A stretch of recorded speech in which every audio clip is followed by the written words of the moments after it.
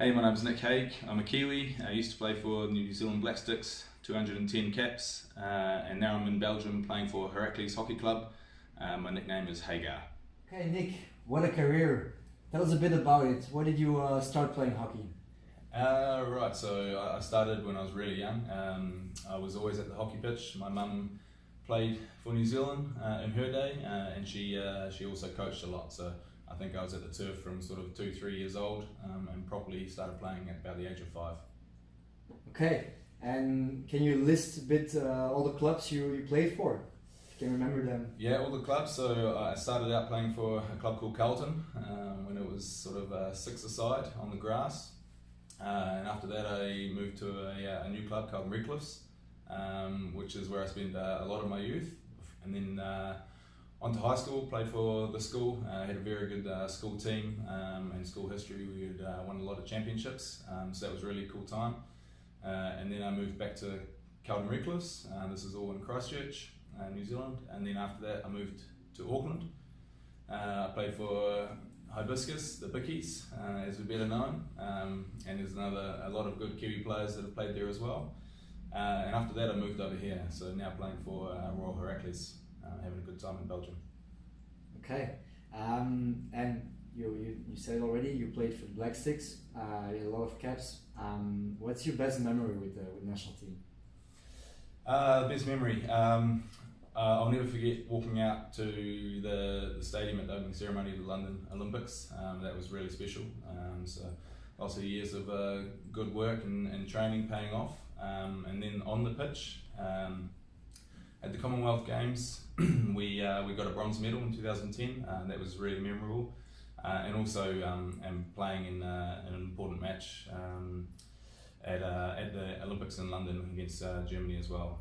Was a really nice match to be part of. Okay, so and tell us, all Kiwi guys and even girls seem to come to Europe, and you have a lot of great players. Also Australians really close. You have the great weather there, the great life. So why do you still keep coming to Europe?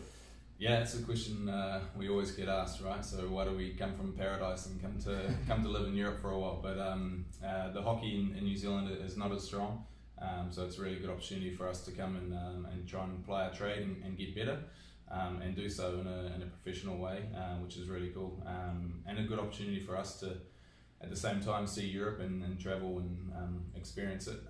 And the club scene is really different here, right? So we don't have clubs that have their own grounds where we're from. It's all we play on 1 or 2 grounds within the city.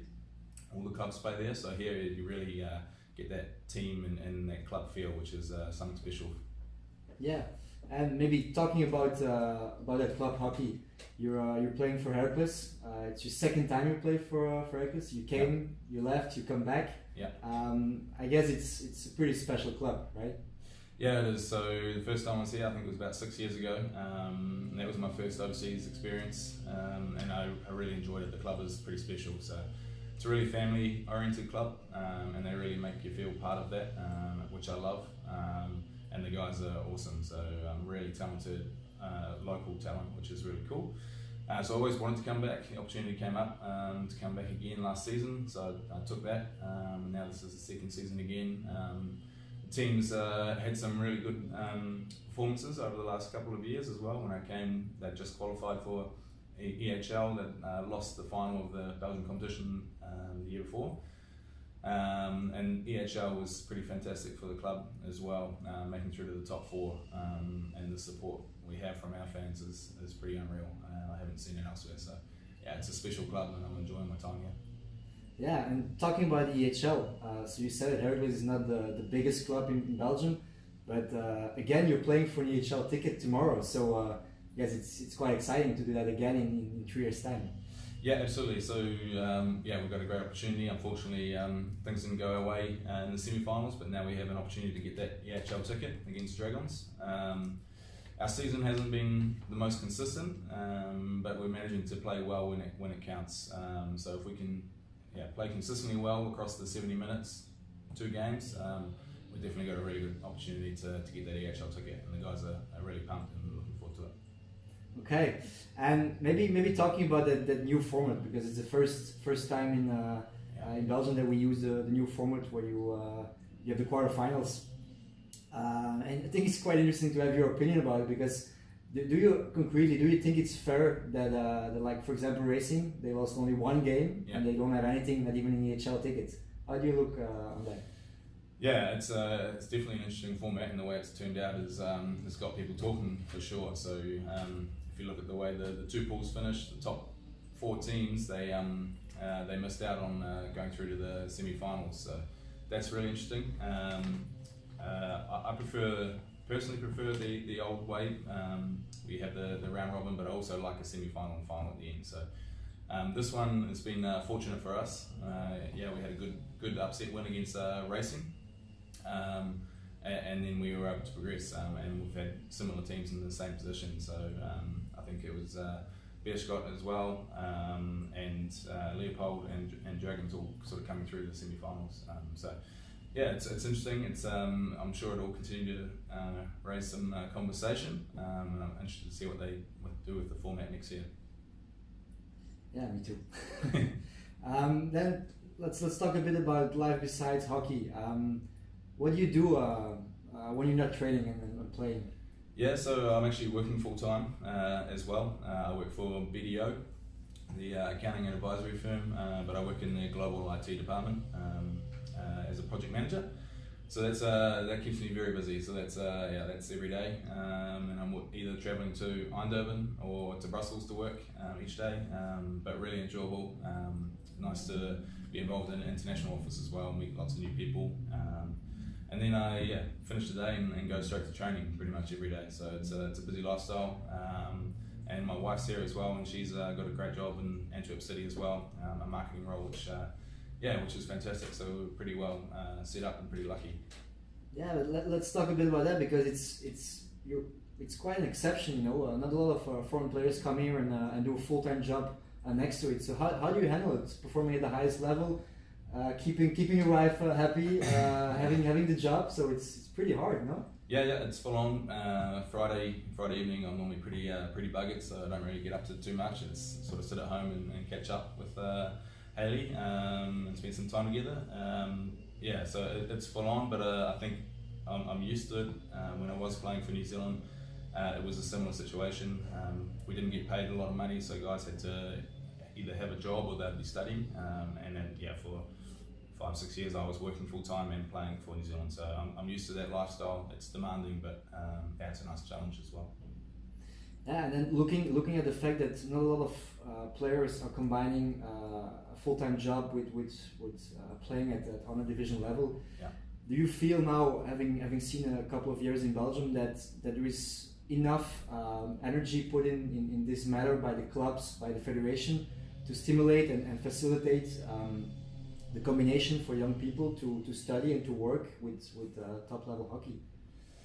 Yeah, maybe it could be a bit more structured, and there's opportunities to do more.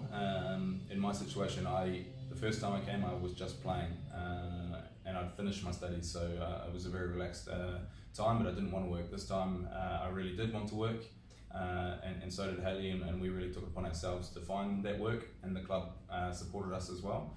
So I think there's opportunities for the clubs to step up and help their foreign players coming to provide those opportunities if they are there, if they are wanted.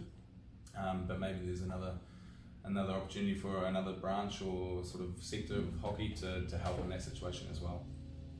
Okay. Last question. First of all, congratulations! You're becoming a father. Yeah. So that's for this summer, right? July. Yeah. July. So pretty exciting. How are you looking forward to that one? It's gonna be another big change in your life. Yeah, it's gonna be a huge change. I don't know how prepared I am for it. So Hayley's 31 weeks pregnant, so 9 to go. It's not far away. Looking forward to a quick holiday after the season to Greece, and then come back and get the mind into becoming a dad, I think. But it's going to be cool. Really looking forward to it. Don't know if it's going to be a boy or a girl, so it's going to be a surprise for us. But yeah, really looking forward to having a summer here and spending some time in Europe with the new family, and then a lot of our family will come over and visit as well. So it should be a good time. Looking Yeah, exciting. Good luck. Good luck tomorrow, and good luck with the little baby. Cheers. Thanks, Sipper. Okay, Nick. As you see, we invited a special guest for the last part of the interview. Yeah. So we've got Toby Walter, your enemy for tomorrow, right? Yep. We're gonna have some last questions to have some fun. Maybe a first question for you boys. Quite easy. What is your prediction for tomorrow's game? Just say the score that you think will be. 4-2 Heracles. Okay. 3-1 Dragons. Say in the mic. We cannot lose it. 3-1 Dragons. Okay, perfect. Curious to that one. All right, so now pretty easy. We prepared 12 questions that you have to answer as quickly as possible. We're gonna start with Nick answering them, and what could be fun is that Toby puts his music on and doesn't listen to them and just answer the same questions afterwards and see who says what. All right, guys? Okay. Nick, are you ready? Ready. First question. Do you think Germany will win the European Hockey Cup this summer? No. Who is the season's most important player of Heracles? Henri Kirsters. Who is the season's most important player of Dragons? He'd want me to say himself, but I'm going to say Florent Van Orbel. Okay. Will the PC efficiency make the difference for the last EHL ticket tomorrow? Yeah, absolutely. Will it be a tight game tomorrow with just a small goal difference, or will we see a scoring festival? I think there'll be 2 in it. The third, fourth tend to be scoring festivals, but I think it'll be tight. 2 goal difference, Heracles win. Okay. Will the D side of Dragons overclass the Hera fans in their own home? No. Do you feel that getting an EHL ticket was the most you deserved after this season? I think more. We haven't had the most consistent season, but we've worked hard, so it'll be a nice reward. Who will win the competition, Leo or Beerschot? Leo. Who will you cheer for in the final? I've got mates in both teams, so probably Leo. Will Nick Haig score on PC against Toby Walter? Yeah, easy. Would you be betting a duvel on this? Of course. Would you play for shootouts when it's still a draw 5 minutes before the end? Yes. Would you gamble on shootouts? Yeah. Back our team, yeah. Perfect. Thanks. No worries. Some good music. Good luck. Yeah, it was really good. All right. Do you think Germany will win the European Cup this summer? Yes. Who is the season's most important player of Heracles? The captain. Who is the season's most important player of Dragons? Van Ober. Will the PC efficiency make the difference for the last EHL tickets? Yes. Will it be a tight game with just a small goal difference, or will we see a scoring festival tomorrow? Tight game. Will the D sides overclass the Heracles fans in their own home? Of course. Do you feel that getting an EHL ticket was the most you deserve after this season? No. Who will win the league, Leo or Beerschot? Beerschot. Who will you cheer for in the final, Leo or Beerschot? I don't care, but I think Beerschot. Will Nick Haig score on PC against Toby Walter? No. Would you be betting a duvel on this? Yes. Would you play for shootouts when it's still 5 minutes on and it's a draw? No. Okay, thanks. Thanks, guys. And we got a bet. We got a We've bet. got a duel on it. Yeah? Perfect.